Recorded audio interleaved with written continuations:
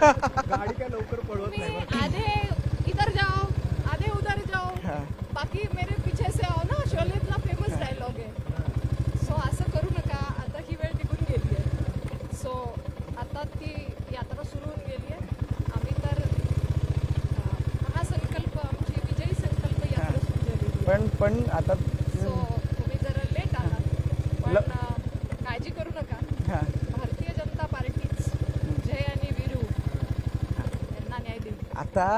आणि आता नाही तर भविष्यात नक्कीच देईल. मी भविष्याकडेच येत होतो. आता तसंही शोलेतले जे खरे जे कास्ट आहेत ते तुमचे मित्रच आहेत नाही म्हटलं तरी, ठीक आहे.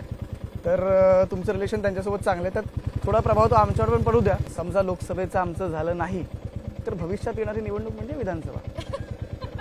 तुमचं बघा, आता इथे स्ट्रॉंग होल्ड आहे. सगळे आमदार तुमच्याकडे आहेत. 2 जागा आम्हाला देऊन टाका, विषय संपवून टाका आमचा.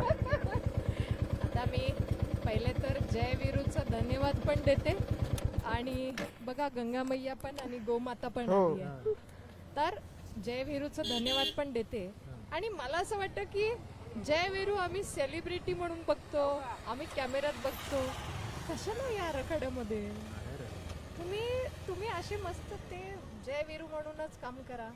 आणि फाईट करायला तुम्ही कसे मोटिवेट करतात ना अन्याय के खिलाफ. तुम्ही तुमचं कॉम्पिटिशन संपवताय ना. ते जय वीरूचे डायलॉग मला ऐकवा तुम्ही.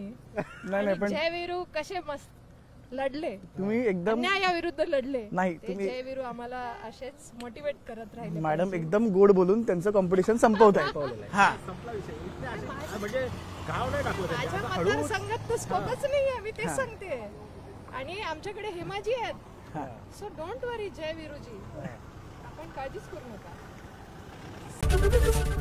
एबीपी माझा, उघडा डोळे बघा नीट.